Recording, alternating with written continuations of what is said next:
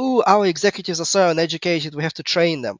And I'm going, no, these guys are so much smarter than you are. They already realized what a waste of time risk management one is. And you're literally wasting their time calling them to do this rubbish again. Welcome to The Thinking Leader, brought to you by Red Team Thinking. Bad leaders react, good leaders plan, and great leaders think.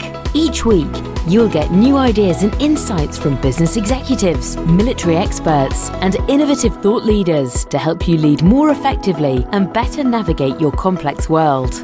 Now, here are your hosts, best-selling business author and top-rated leadership speaker, Bryce Hoffman, and former RAF Wing Commander and business agility coach, Marcus Dimbleby.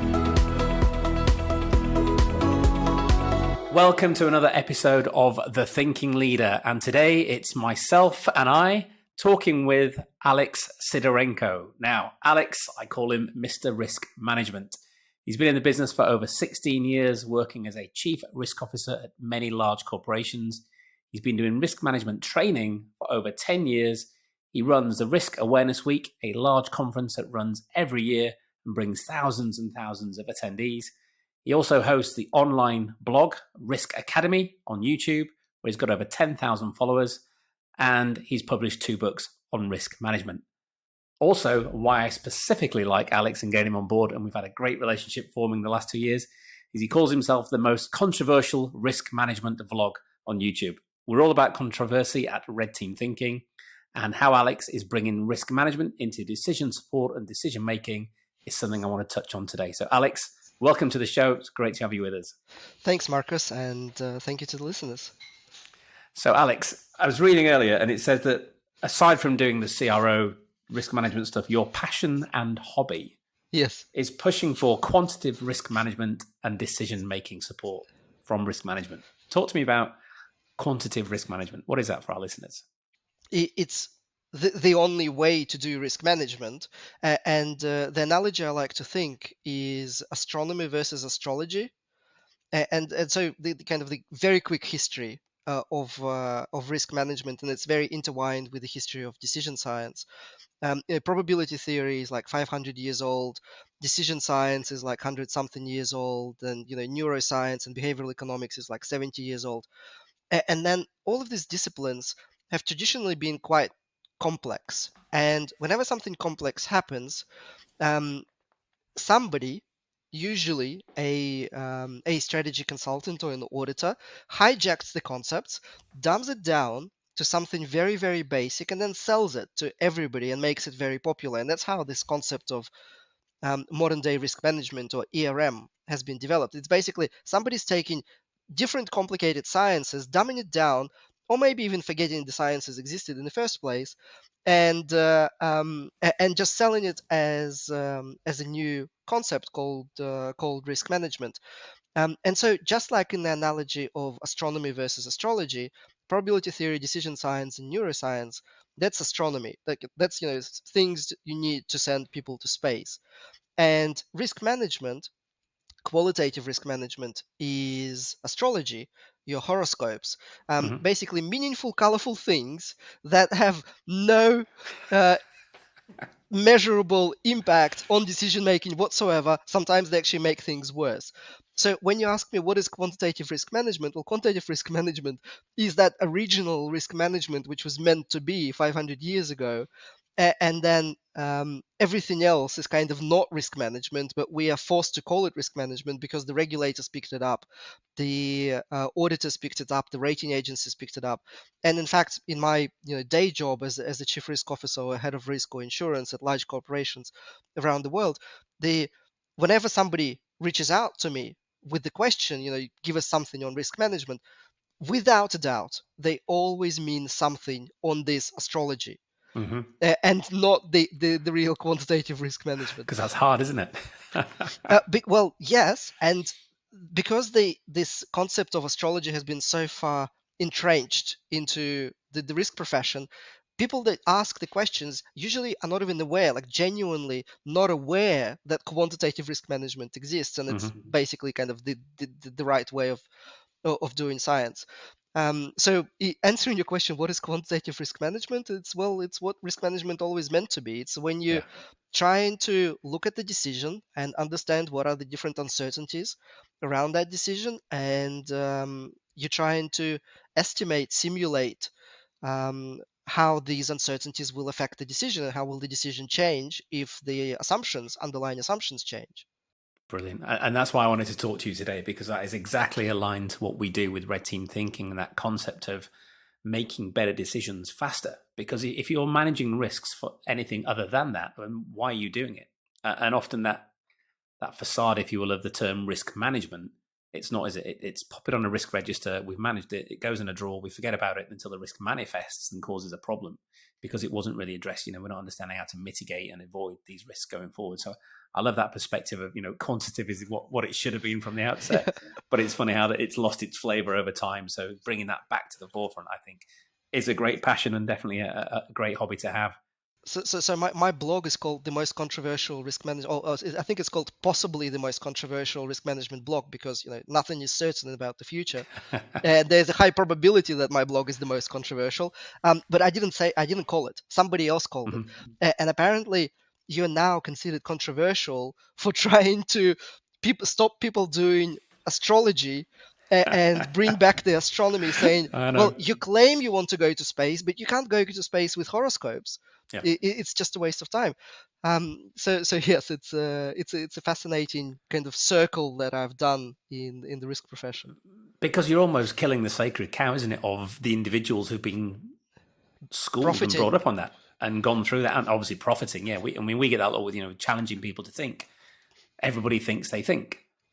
No, we have thousands of thoughts a day, but that doesn't mean that you are thinking in that critical, that engaged way that we talk about system one versus system two. And I guess it must be the same in the risk world where, and you named it, where people are profiting off of this myriad of risk management systems that are out there that are easily sellable into organizations that gullibly take Yeah. them. And then you come along and upset the apple cart. Yes. Upset all the risk management associations, universities, and How dare you? How dare you?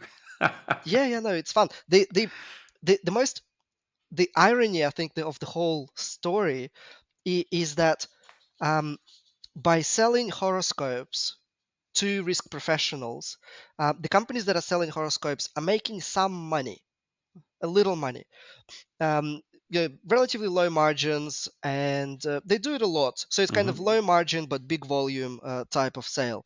With quantitative risk, because in my role as a day-to-day kind of senior risk professional, I apply quantitative and I only apply quantitative risk management. So we ended up saving 13 million on just insurance in just a single year. So Wow. we saved it in um, I don't know, I don't want to underestimate it. Maybe 5 or 6 decisions. So Mm-hmm. basically, different 5 or 6 different policies we renewed, and every time we renewed, we actually did the quantitative risk analysis, build the risk profile, trying to understand well what's the underlying risk.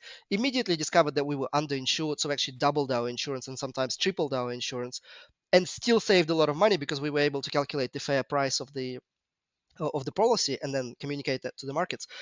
So in a single year, on just one type of a decision, we saved significantly more on quantitative risk management that you could have saved on qualitative over I don't know decades. So it's kind of ironic. People blame me for killing their businesses, but I'm really kind of killing their low margin, high volume businesses, and they're not benefit. They don't realize that they're missing out on this huge business opportunity that real risk management kind of gives you. Yeah. And obviously, if they're selling the horoscopes for not much markup, what benefit is it to those buying it? They're buying a facade, aren't they? And they're not getting the value and the sort of numbers you're talking about there. So if you want to sell something, sell quantitative, and if you're Yeah, buying, buy quantitative and make those better decisions faster and more plentiful, as you saw there. And that's how you get the high return on investment of yeah. what risk should be. Risk should be enabling you, as you talked about, future proofing, seeing what's coming down range, planning accordingly, and then having that ability to adapt and recognize when risks are changing. It's the second time you've mentioned a very important point because for some reason the horoscopes, the astrology side of risk management, and just for simplicity, I call it risk management one. because it's always like it's always too lengthy to say it's astrology, it's window Mhm. dressing, it's profanity. I just call it risk management one to save, to allow people to save the face. I'm just going, oh, wonderful, that's the best risk management one I've ever seen, which just basically means it's rubbish. Uh, and um, what is interesting, the people that really push for risk management one, they kind of lost the connection between the decision and the risk. And in risk management one, as you've mentioned, it's basically kind of we identify risks for identifying for the For the sake sake of of doing dealing it. of, Yeah. of dealing with the Yeah. risk. It's always kind of the risk as the centerpiece of the analysis, and then at the end you mitigate the risk as if the risk is something that needs to be mitigated disconnected from the actual decision, because depending on the decision, you could be needing more of that risk, Mhm. but somehow there's that assumption is that you have to mitigate it, Yes. which is obviously not true. Sometimes, like you credit risk, if you want to make bigger margins, you just Mhm. sell to higher risk customers. You literally increase your credit Yeah. risk exposure by making, if you can make more money than the than your underlying losses. So there's this lost connection between the decision at hand or the objective and the underlying risk. In risk management too, which is the kind of the astronomy, the science part of the or of the risk management world, the probability theory, the decision science, the neuroscience. In that, risk always starts with the decision. Well, that is literally the most common question I ask to any risk professional. They ask me something, and I'm going like, well, my answer depends on what decision is at hand. What are you Mhm. well, like? What is the frame for this analysis? Because if you want to have, if you want to make it quicker, then there's a separate risk methodology. If you want to make it slower, a different risk methodology. If you want more of that, and so on. So you're absolutely spot on that somehow down the process we lost this connection between the decision and the underlying risk of that specific decision. Like there's no market risk or credit risk. It doesn't exist in a vacuum. It doesn't need to be No. managed or mitigated as a vacuum. It only matters in the frame of the underlying decision, and that decision changed, the risk changed. And that's where I think we've got to have this far more holistic perspective on all of these elements. To me, and in the way you're talking there, risk is almost a lever, and it's a thing that it exists, and risk will always exist in whatever decisions we're making. But whether you pull forward or push forward or pull back on that risk lever depends on the decision you're making, the outcome you want, and goes into Yeah, the speed, yeah. etc. time you have to do that, and it's all changeable. Absolutely. I mean, Taleb said it best. He said we should really rename risk management to risk taking, Mhm. because it's basically like what we're trying to do is we're trying to figure out how much risk are we willing to take to go ahead with that decision. And is there maybe too much risk for us to completely stop that decision altogether? Or is there maybe not enough risk for us to change the decision and Yeah, seek something more volatile and hence more profitable? I think so, because I think the phrase risk management leads people to believe they can manage away the risk. And what I've tended to see in my background in big corporations, and especially in the banking industry, is what becomes risk mitigation, which leads to risk aversion, which is as equally dangerous as ignoring the risks. I think if you're trying to avoid risks at all costs, that itself creates risk, because as we said, Absolutely. you just can't avoid risk. You have to embrace risk and go with it and expect to deal with it in different ways at different times. But if Yeah. you are averse to that and not taking risk, then you know that your competitors are going to be taking risk, and that's how people get the advantage. And you've got to take risk. You've got to be in it to win it sometimes, and the more risk you take, the more the reward. But it's that balance of recognition of where you are on that sort of Yeah. scale, I guess. Yeah. Yeah. Yeah. But for me, the risk aversion mentality is always going to get you in trouble, because in this day and age, you can't avoid risk given the nature of the complex world that we're facing into. Yeah, well, I don't think there's anything risk-free left. Like there's Can't be. always there's always risk, and it's fascinating, especially in Europe now. Um, a lot of decisions have been made, around the war, and personal life decisions for many people, and they always kind of go, you know, should I take this risk versus nothing? As if like there's no risk on the other side of the Mhm. scale, and it's never the case. It's always like, should you take this risk or stay and do nothing and absorb lots more risk? Absorb another one. Absolutely. Yeah. Yeah, you've got to do that, isn't it? And I saw a great quote today. Something about, if you want to get into a fight, you better have considered the escalation likely to happen when you do that. Yeah, yeah, And that's definitely where we're at now with what's going on. And you see that in the workplace, you see it in life. Everything we do say, there is inherent risk in that. And therefore, think before you speak, as we often talk about, think before we do, and do that analysis. Take that time to look at what it is I'm trying to do. What are the inherent risks in doing that? Do I wish to impose some risks on that and take excessive risks, as you said, to get into different markets, to increase different profit shares? We have to understand the risks that are out there and engage both our people in doing that, and as well as the other mechanisms that exist to help us alleviate that often. yeah, yeah. I mean, using the decision science terminology, it's all about trade-off. It's you taking risk against the reward, and you're comparing risk of option A versus risk of option B, risk versus risk of doing nothing, Yeah, because doing nothing is also not a risk-free thing. absolutely not. Yeah.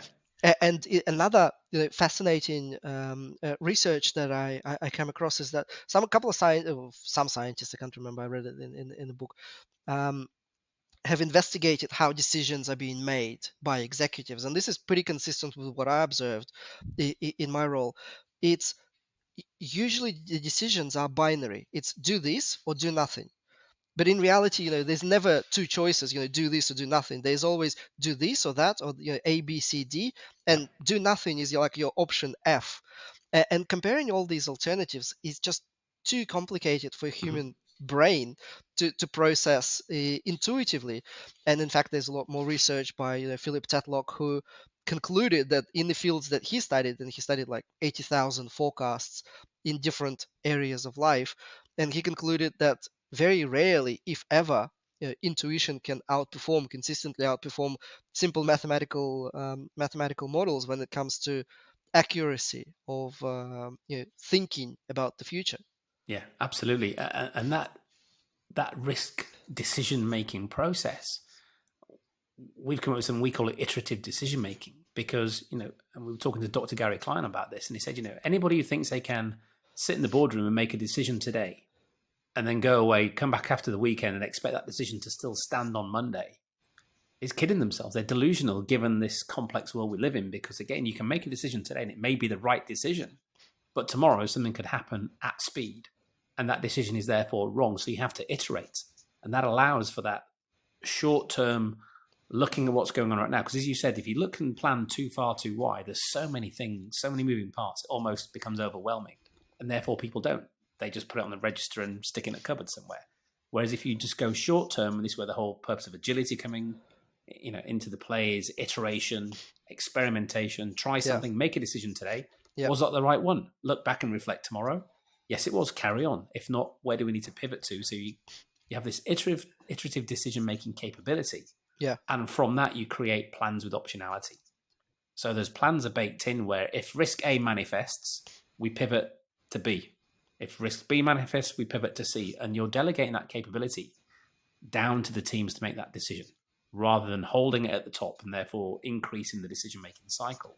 yeah, yeah. Because you fail to assess all those risks, or you're fearful of them, therefore you keep them tightly held and the decisions associated with them, which I think in this day and age, it's a ludicrous way to operate and lead. Absolutely, and this is I've observed a few examples of that iterative decision making. It was so powerful. It's absolutely amazing. But you know what else amazes me in corporate decision making? There's this, I call it trader mentality versus risk management mentality. With the trader mentality, the management team or somebody in the management team makes a guess or a forecast or a guesstimate about the future. And like they guesstimate the foreign exchange interest rate, they guesstimate time to completion, and like they guesstimate a number of things. But they basically guesstimate a single version of the future. And my favorite saying is the future is plural. There are multiple futures. We actually don't know. Like it is, in my experience, it's ludicrous to ignore this range of possibilities in the future. And so the trader mentality is basically you spend a lot of time trying to commit to a single future that you believe most in, instead of the risk management mentality And you where want, yeah. Yeah, and you want something, and you fall in love with that version of the future, Yeah, and then everybody's really surprised when that doesn't happen, because yeah, uncertainty. I love that facts don't care about your feelings, but we should really say uncertainty doesn't care about your feelings exactly. either. And that versus the risk management mentality, which goes, well, future is a range, everything is a range, there's always ranges, and at certain point, like there are multiple scenarios, and some scenarios you will be fine with the decision you've taken today. But there are certain scenarios, if something happens, your decision suddenly becomes really, really bad, dangerous almost. Hmm. And you should be conscious of, what are those scenarios? How likely is that 50-50? Is it 70 bad scenarios to 30 good scenarios? Um, I once modeled risks for the strategic business plan that we had to present to the Ministry of Finance, and 99% of the scenarios were really, really bad. And I came back to the management saying, "Well, I don't think we should go to the Ministry of Finance with that business plan, because it's just doesn't look good." And it is amazing how the corporate world, basically the theory of corporate finance, the theory of accounting, the theory of just finance and taxes, Hmm. or the management theory, how all of these theories have been designed around a single version of the future. You Correct. basically you create one budget, one business plan. Sometimes they run sensitivity at the end, or they do some scenarios, but these scenarios are kind of more considered as a necessary afterthought, Yeah, because I it's, know. yeah, Uh, you've probably come across that. yeah, exactly. And that sort of evolved for us was all these new ways of working you see today. They need new ways of thinking, and the problem is they're not. They're still stuck in a lot of the old ways of thinking. And as you talked about, especially when it comes to finance, you're still seeing, massive focus on ROI, quarterly budgets. Everything's driven by the quarterly numbers. And I did a quick blog the other day about that. So I said, if you focus on just a little equation, you focus on ROI, people go down. Focus on people, ROI goes up. So we need to stop focusing on what we used to focus on in the 80s and 90s and the bottom line. Yes, that's important, but you improve the bottom line by understanding things better. And that trader mentality you talked about is brilliant. There's so much biases loaded onto that, isn't it? Optimism bias, and obviously that this is the future we want, so we're going to go for that future. Yeah, yeah, And as you said, the features are many. And we were working with a client yesterday, and the tool we were teaching them was alternative futures analysis, uh-huh, where you come up with 4 different futures given the factors that are at play and how things may change. And it was great to see them that they presume there would be one future for them, and they put themselves in that quadrant. And you almost see the mental dismissal of the other 3. But then when you start doing the analysis in those quadrants, and they start to see that there are threats in there, but there are also many opportunities that they hadn't considered. And then what you start to do is get a hybrid journey that they create to take them down an almost blended future, because they're now in control. They've seen the futures, and they're starting to create the roadmap, if you will, that will allow them to navigate where they want to and where the risks are, where they're not, where yeah, they wish to increase risk. And also, I think it's that confidence of doing that. I think many of these trader mentalities are because people aren't confident. And people aren't confident because they're not comfortable with complexity. They're not comfortable with ambiguity. And if this is the world we're now operating in, you've got to get comfortable with being uncomfortable. Otherwise, you're going to make these poor decisions. You're going to be relying on things you learned from the 80s and 90s, and you're going to be operating in this linear fashion, oblivious to the risks that are out there, because you're just going to be heads down, barreling through yeah, with normalcy bias, thinking everything's fine, nothing's to worry about. And yeah, then, yeah. boom, something comes in from left field and changes your whole world. And it is bizarre what you're saying, because it's true, but the kind of the deep down, the underlying reasons for those is just fear and misunderstanding. Mm-hmm. And this is what I've discovered is when I was given responsibility for the insurance portfolio, I hired a couple of insurance guys that brought in like all this industry knowledge, and they were very famous in the industry, years and years of experience, and they brought in all these hypotheses. We should do this, and we should do this, and we shouldn't do this, and just for fun, because this is what risk managers do. I started challenging every single hypothesis that they said, and we Mm-hmm. just we back tested. For example, like we separated markets into A and B. We sent different documents, basically back tested almost every hypothesis that they came with from the industry, which was best practice in the industry. Almost every hypothesis proved to be wrong. completely wrong. And in fact, we would have lost so much money, like millions, if we followed the industry advice. Um, but what was fascinating is that whenever I kind of started challenging the other people in the market, they always come up with the same excuses or fears that you describe. Is that they want a single version of the future, they want something done in a particular way, because it makes more money that way. And we've actually went ahead and tested their fears, because they would say like, oh, don't hire two brokers at the same time, because they will compete and they will ruin the markets, and it will be much more expensive for you. Well, we literally went ahead and tried that, and every single time we tried that, we actually proved that their fear was completely unfounded. Mm-hmm. And then it's kind of the separate level of decision. Are they trying to deceive me, or are they genuinely that ignorant or incompetent? But the uh, but the discovery for me was that most of the fears that I hear people say is that, for example, one of the and what triggered that thought in my mind was something you said, that fear of complexity. Thinking in ranges, seeing distributions, seeing multiple scenarios, which is bizarre, because when I see multiple scenarios, I feel extremely calm. It Mm-hmm. actually reduces the fear. When you see that there is no kind of single bet that you place in your life on, but in fact there are multiple options, and Yeah. you're equally prepared for whatever options fall out. And in fact, you don't care what happens with the future, because you're prepared for every instance, and you even have a plan B, a plan C, a plan D backup if everything fails.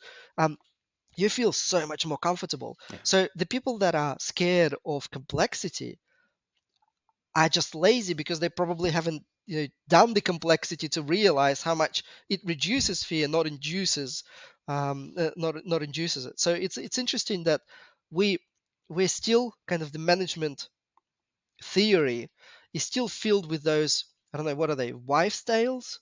Mm-hmm. Yeah. Urban But myths and yeah, urban myths, yeah. basically, literally urban myths that have absolutely no foundation, and we've proved most of them wrong. And we just kind of go along saying, yeah, you're probably right. But Yeah. no, they're not. They're not right.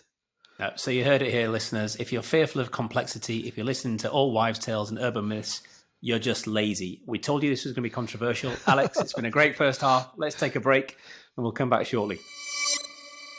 Hey, folks, Bryce here.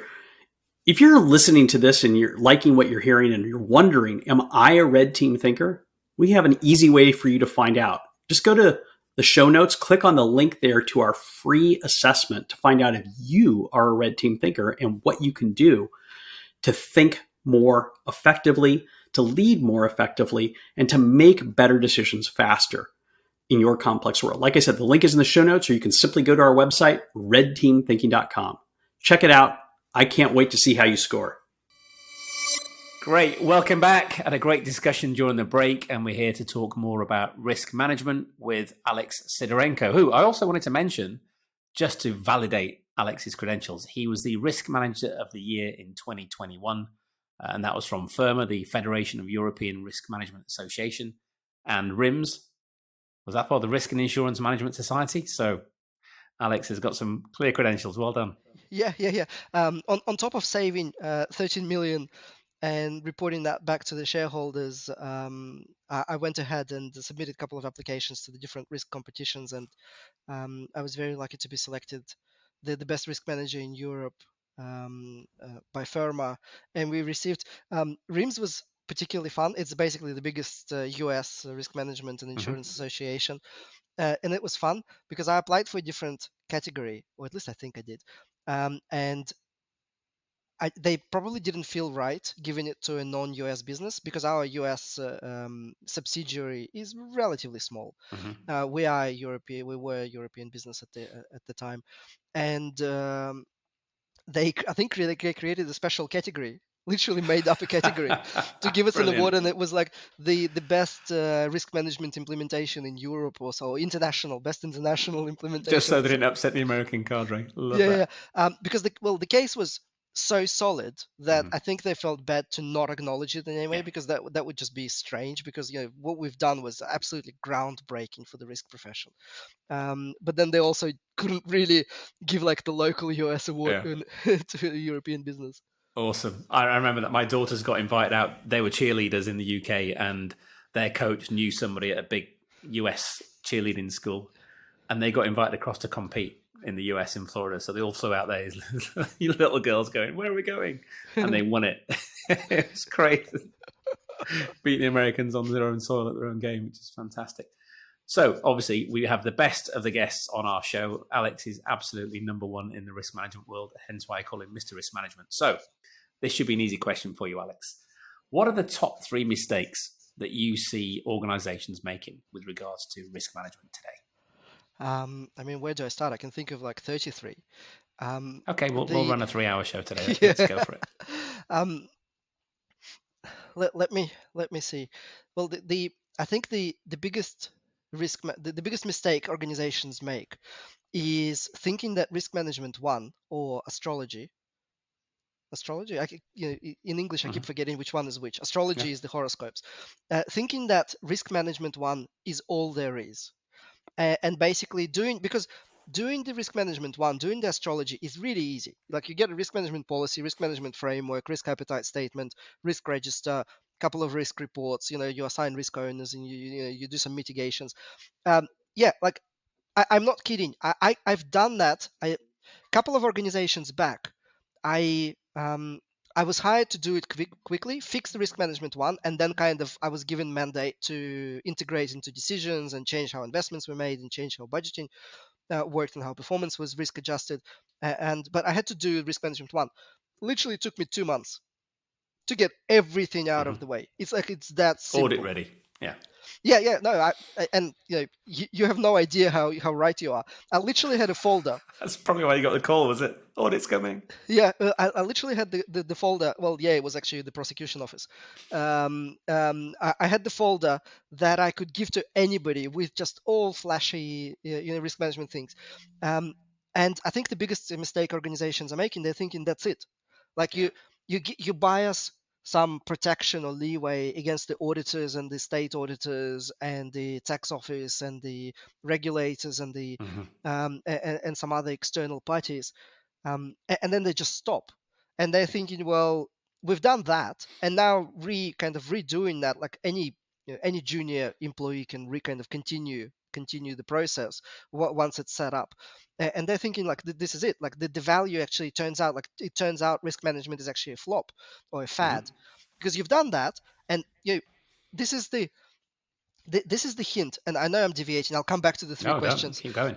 But this is the hint. Some risk managers are so thick they don't get the hints, because almost immediately senior executives begin to ignore them whenever they call them to do a risk workshop. Like, Yeah. they really push back on risk management one. And all of these risk managers that are focusing on risk management one, they're going like, "Ooh, our executives are so uneducated, we have to train them." And I'm going, no, these guys are so much smarter than you are. They already realized what a waste of time risk management Mhm. one is, and you're literally wasting their time Yeah. calling them to do this rubbish again. Because to update the risk register, I can do it in my office in an hour. I don't need to have a workshop with executives and spend a lot of time. It is, and with ChatGPT, I was making a joke on LinkedIn recently. ChatGPT can write Yeah. any Of risk management one document in seconds. course you can. Any. I've tried it. Risk appetite statements, policies, Yeah. framework. You think about it. Any risk management one, it can write. And this is the sad realization that ChatGPT has been trained on risk management one. So if you ask it about risk management, it will always give you a wrong answer, Mhm. because it's only been trained on risk management one. Because risk management one, it's like this plague. It's just overtaken the world of risk Yeah. management. You have Because to it's search. So easy.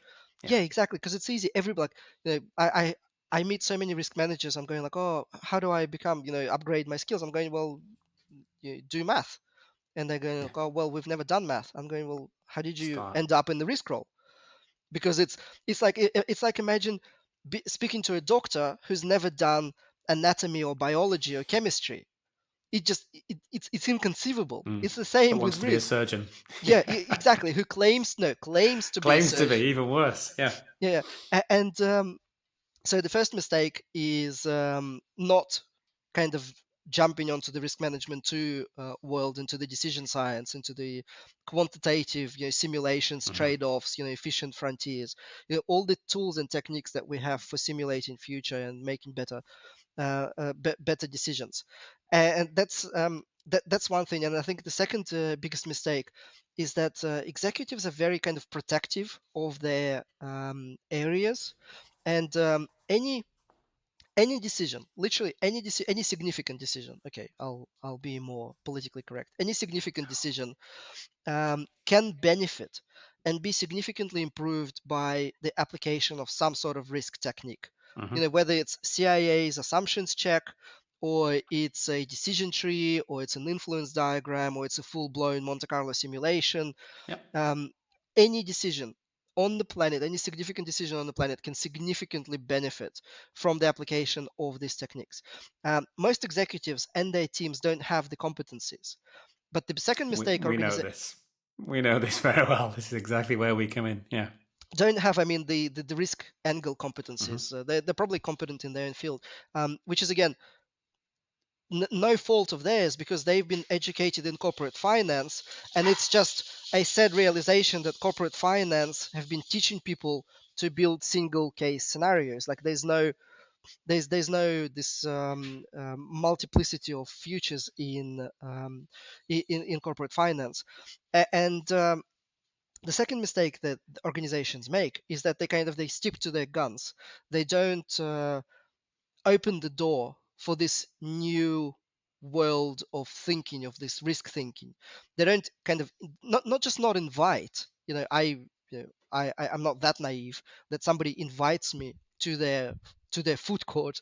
But at least when I propose something, they could show a little bit more Hmm. enthusiasm. And it takes ages to kind of build a business case and prove that this is worth their while. And I think one of the kind of highlights for me was when we started talking to the head of procurement, and quickly showed that procurement effectiveness can be measured not through just the cost reduction, but the risk adjusted budget. Because reducing cost kind of is, well, it's not easy, but it's straightforward. You can buy cheaper things, but you automatically add additional exposure, because there could Absolutely. be delays, there could be counterfacts, Yeah. there The could be quality just drops. lower Yeah. quality, Hmm. so hence more incidents, more delays, more production stops. So it's all interconnected. And we showed them that reducing risk is just as powerful as saving on on the just kind of direct Hmm. bottom line budget. And they would like, mail like, this is, oh my god, this is the new way of thinking. So we were invited into their processes, and we actually ended up working together and changing so many things. It was insane, the kind of the effect that had on the procurement for a multi-billion dollar organization. And the finally the third mistake organizations make is that they think that risk information is somehow too intimate to talk about and to share, Yeah. and to disclose. Because I still don't understand why. I mean, I can see, like, at least, no, sorry, I can remember how they justify it, but it's one of those cases where I think the fear goes before Hmm. the actual reality, because they fear if they disclose the risks, then they will be prosecuted for the risks, and so on. So there is a bit of that. But what I discovered, speaking to even state prosecution office and Ministry of Finance, when we disclosed the risks, they actually felt so much more comfortable about the decision that we wanted them to make or Hmm. to support.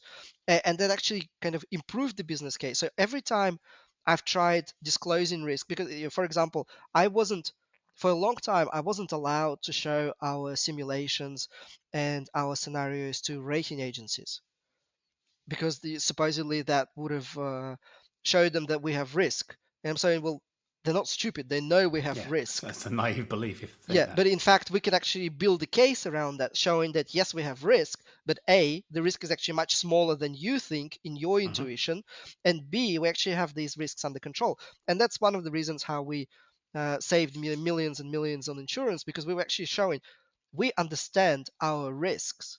And not only we understand them, by the way, look, our risk is less than what you think our risk is. So you are mistaken about understanding of our risk, but we also mitigate our risks in, and we had like 50 pages of business cases on Yeah. how we mitigate. So the third mistake is thinking that risk is somehow this, sacred cow that you shouldn't speak of or show Yeah. to anybody, which in my experience is a huge mistake. And that ties back to what we were talking about earlier, these linear patterns of finance, these linear patterns of delivery and decision making. But also it's that old school belief that these things are dirty words. Oh, we can't talk about that. Put it under the carpet. Yeah. Rather than, for me, just have complete transparency and honesty. Because then when you actually are that transparent, and as you said, the auditors or others or potential investors, customers, see how you're behaving. It's like everything, isn't it? When an organization makes a mistake, default human nature is to try and cover it up. But and you know this as kids, when you try and cover it up and mum and dad find out, you get in far more deeper trouble than if you've just been honest and admit to your mistake. So if there are risks, be honest about them. And as you said, I love what you said there about, here's our risk. And do you know what? It's not as big a risk as you think it is. And here's why. Because people looking in will always assume the worst. Even if you're hiding it, they'll assume even more so. Yeah. But if you're very open with it and show them and go, that risk you think we've got is a real problem for us, it's not. Here's what we're doing. Here's how we're managing it. Here's all the other factors we know because we've forecasted. You're in a far better place, and you start to have that assurance internally, and then your operators, your colleagues, your people within sense more well-being and confidence that we're capable. And those looking in from the outside, your investors, your auditors, also feel equally confident that this monster is there. You're all aware of it, but you're dealing with it. And I think that's a huge leap forward. But that's a mindset shift. Yeah, and I think you spot on with the kids. Even as little, when we're little, we really don't appreciate that it is always less punishment if you're honest and upfront about something, whatever that is. I got a chemistry set when I was young, and instead of going in the garage or the kitchen table, in the room we had this white rug, and it was cold. So we wanted to sit in front of the fireplace and play with this chemistry set. So we pulled the white rug out of the way and started playing with my best friend next door on the carpet in front of this fire because we were nice and warm. And we're making all sorts of stuff. And, you just poured some powder in some test tube with some water, and all of a sudden this thing went volcano mode, frothing everywhere, bright orange, all over the carpet. And me and my friend had just sat there going, what are we going to do? And we just sort of ran in the kitchen, got some towels to dampen it, soak it all up, but dried it all up, and there's just this huge orange stain. Yeah. So I just pulled the carpet back across, the rug back over the carpet. We cleaned up and just left it. And I'm sat having dinner at night with mum and dad at the table. I'm thinking, she's never going to see that. That naivety of a child thinking, that's cool. She's never going to see that. And then the little other voice comes and goes, you idiot. She's going to vacuum in there next day, and she's going to lift that thing up. Then you're going to get a real shoeing. So I'm like, okay, I need to tell them now. I was like, Mum, Dad, I have to tell you something. And so they look at you thinking the worst. Yep. And then I told them what happened. Obviously, they were extremely cross, but it wasn't as bad as they thought it was going to be. And obviously, we got it sorted out. And because I told them sooner, they were able to get the right chemicals and clean it all. But it is that mindset as a human, isn't it? Where the default nature is to try and cover things up. Where do we get that? I don't know. It's so wrong. I'm going to teach my kids that, because this is just so important. I observe this behavior every day. Like it's this initial decision to hide something. So bizarre. And I worked in the Eastern European countries as well, and there it's even worse, because they literally go to method, or their default state is not to make transparent, but to make kind of deals behind the curtains. So like they would, for example, they could go to a government agency for funding, and instead of being transparent, they'll just make friends, and they'll convince them to give them funding through any means possible, which is just so bizarre. Yeah, that's going to come back and bite you at some point, isn't it? And it always not does. thinking about. Yeah, I know. Brilliant. Well, Great 3 points there, and we'll come back to another three things I want to ask you about. But I mentioned at the intro, Risk Awareness Week. Tell me about Risk Awareness Week. Let our listeners know what Risk Awareness Week is, because I think it's fantastic. Yeah, so Risk Awareness Week is I'm still fascinated. It's been 5 years, and it's actually fifth year now, and I'm still fascinated by it. I used to speak at most risk management conferences, and I've been banned from the biggest European one and the biggest US one. Too controversial? Yes, Good. Keep it up. and yeah, Refuse to well, speak there again when they invite you back. Now you're famous. um, so that me being banned from a couple of big conferences for being too controversial online, and again, me being controversial is basically saying we have to go back to the roots of the Exactly. sciences, the underlying sciences, and stop Being selling truthful, horoscope. I call that. Yeah. Truthful, not So controversial. Yeah. yeah, and but that's not the worst part. The worst part is that 99% of the speakers at the traditional risk management conferences are all risk management one, and everybody sits there and listens and pretends that this is Yeah. somehow normal. And I was just so sick, and this is why I was banned, because a couple of somebody said like, oh, we need to rename chief risk officer to chief opportunity officer, and I said, oh my god, this is like literally the dumbest thing I could have thought of, Yeah. because you need to integrate risk into whatever the company does instead of creating this separate silo that supposedly now deals with opportunity. Anyway, it was just too stupid to comment. And um,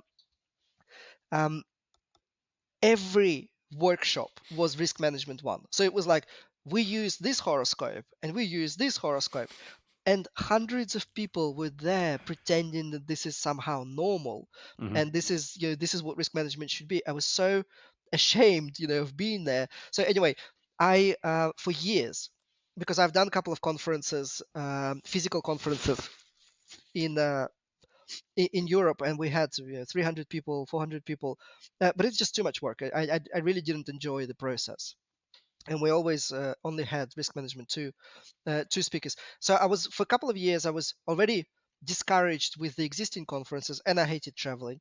And I was looking for an online platform, and finally, suddenly, I found an online platform. This was long before COVID, so now you have hundreds of platforms for online events. So this was a couple of years or 3 years before COVID, and um,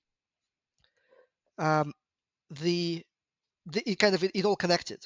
Mm-hmm. I had this desire, and I had a pool of people that I respected for what they've done for the decision science and the risk profession and the neuroscience. And I finally found the platform. So I created this risk management event and made it online, made it very, very accessible. I also didn't understand why you should be paying thousands of dollars for attendance to a conference, especially if it's just marketing speeches and risk management one. So like that just didn't connect with me at all. So I made it very affordable. And in the first year, I think I had 3,500 people participate from like 120 countries or 110 countries. And then the next year, and then I just made it annual exercise, which was fun because I made it on my wife's birthday during the week. I made it a week because I had too much content of my wife's birthday, which now I know was the biggest mistake, because now every single year I have to sit in the office and facilitate the whole thing, and we can't go anywhere for her birthday. Um, That's a big so, risk that manifested pretty quickly. yeah. So that apparently that wasn't a good idea. Yeah. Poor But decision making there. yeah, but I dedicated the conference to her. And the following year, I had 5,000 participants, and then the following year, like 4,500, and then this year, 4,500. And then I kind of repurpose it and do it in different languages. So I do it like the English one is every Mm-hmm. October, every year, and then I repurpose it usually in different languages. And then when the war started, we did like a charity event with the free attendance, but like donations to the Ukrainian refugees, and um, so that became the platform. So now it's a platform that is easy to find. Well, Risk Awareness Week is it became quite a big name in the risk conference world, so it's easy to find in Google. But it's basically 2019.riskawarenessweek.com, 2020.2021.2022. Mm-hmm. Charity.riskawarenessweek.com, and it became this online platform where anybody can go on the website and watch the workshops.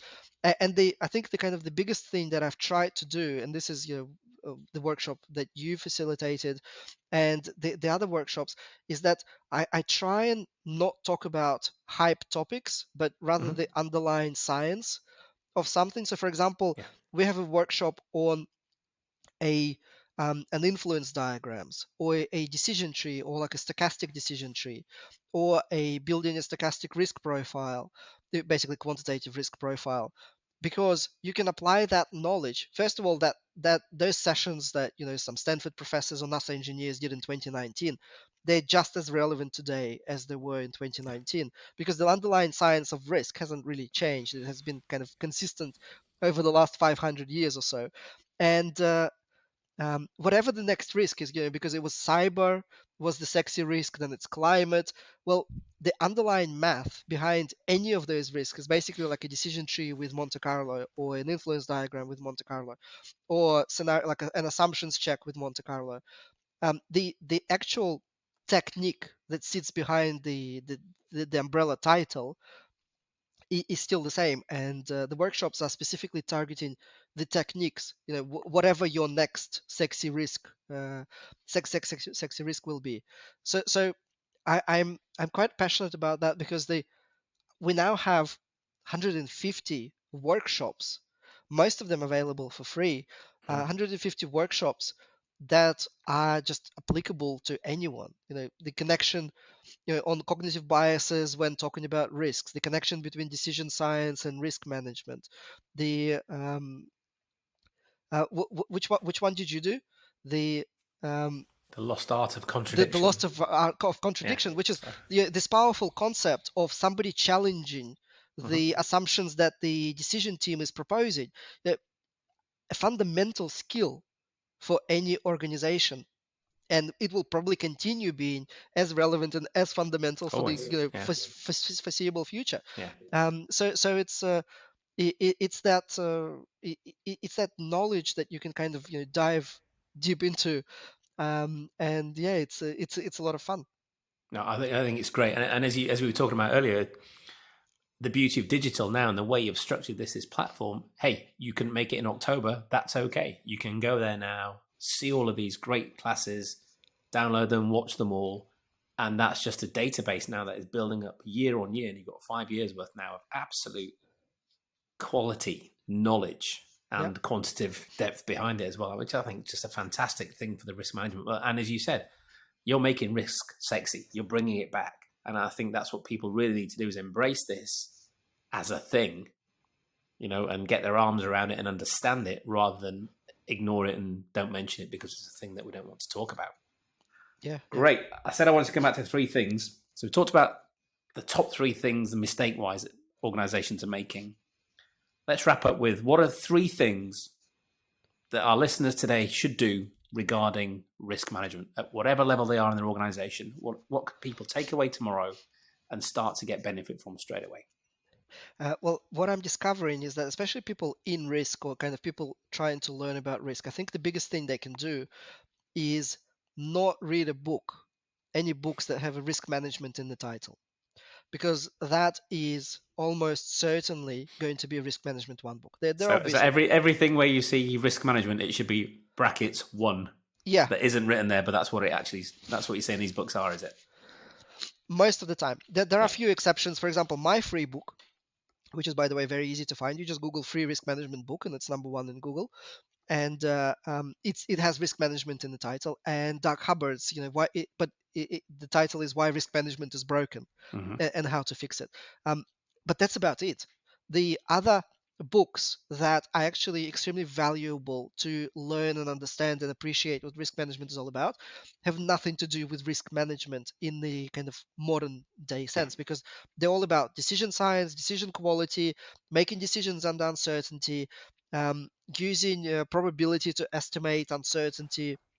You know, even CIA's primer on decision making Hmm. is better than most risk management books on the Yeah. planet, because it literally gives you like techniques, devil's advocate, assumptions check, Yeah. contrarian, like all the different contrarian techniques. That is my kind of advice. Number one, if you want to deep dive into what good risk management looks like is, well, start with Risk Awareness Week, obviously, and watch the free workshops that are available online. But then, if you want to read something, avoid at all costs risk management books, because they're deceivingly risk management one. Hmm. So that's number one. Number two is very quickly, well, talk to people, but very quickly discover and understand who's in front of you. Because risk management, there's either a risk management one professional or a risk management two professional. And the quicker you realize that, the kind of the more fruitful the conversation will Hmm. be. Because once you realize somebody is just risk management one expert, well, it's going to be like a conversation about, what color is the horoscope, Yeah. and not particularly useful, and you probably shouldn't waste time on that. So that was an important skill for me. I have two groups in WhatsApp that I am a member of, and one has like 300 members, and that's every kind of risk professional in the country, or like most risk professionals in the country. And I have a separate group. I literally call it risk management too, and it's like 10 people, and they're the 10 people that I go for real advice Yeah. when I need it. And by the way, this is another um, thing about, I mean, this could qualify as a number three, because I think this is there should be this realization in people's minds, because risk management existed for like, the proper risk management existed for like 500 years, and the decision science is quite old, and there are two Nobel prizes in economics, Kahneman and Smith Yeah. and Thaler, um, for making decisions under uncertainty, which is literally what risk management is all about. um, it's highly unlikely that whatever you can come up in your organization as your unique methodology is actually better than what the industry has published. And the kind of the biggest value I got is just look beyond my industry, look at kind of Hmm. fields. And that's why at the Risk Awareness Week I have, military people, NASA engineers, professors from all the kind of relevant or relative fields of study, because it is highly unlikely that you can come up with a methodology that is somehow unique and hasn't been Yeah. done before. And so the biggest advice that I benefited from is just speaking to, like, basically researching, finding the methodology. And Hmm. I kept sending my team, whenever we needed to do something, I just send them saying, find what somebody somewhere did, because I'm sure somebody approached that problem and they found a way, a way to solve it. Maybe it's not identical, but it's similar enough that we can replicate. And in fact, we were able to bring most of the decisions and most of the problems that the executives wanted us to analyze to something that was actually simple and foundational. And that's why at the end of the day, you know, literally like assumption checks, decision trees, influence diagrams, Monte Carlo, and maybe scenarios. Like, that's about it. Yeah. Like that's the toolkit that and sometimes you build tailor-made models for more complicated risks, and sometimes the regulator prescribes how you build a risk model to quantify certain things. Like, for example, for credit risk there's like literally a number of equations that you can use, and for market risk as well. So you just discover it. And even for operational risk, we started quantifying operational risk, something that not many organizations did.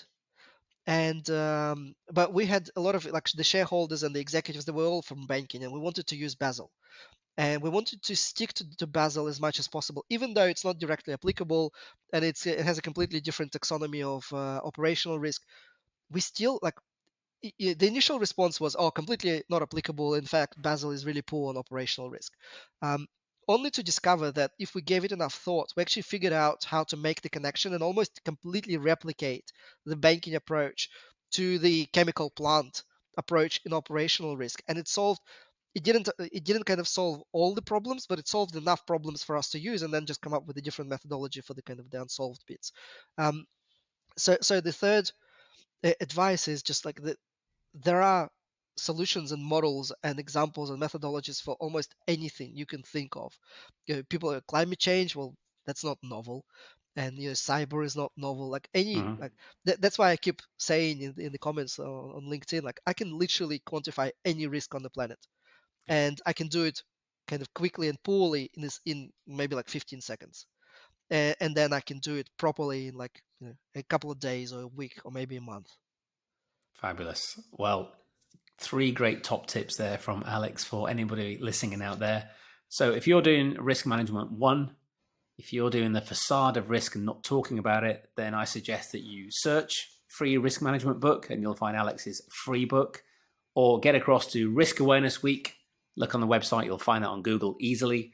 Also, check out Risk Academy on YouTube, where again, you'll find lots and lots of great quality content from Alex. Alex, thank you. It's been great. It's been controversial. It's been fun. Really great to have you on, and I look forward to catching up again in the future. Thanks, Marcus. Maybe just for the sake of controversy, and you can cut it out if you want at the end.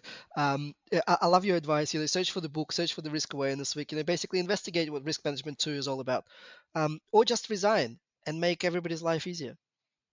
I like that as sound advice. If you are one of those lazy and thick risk managers doing risk management one, just resign. Do yourself a favor. Do everyone a favor. Great Yeah. advice. Thanks, Alex.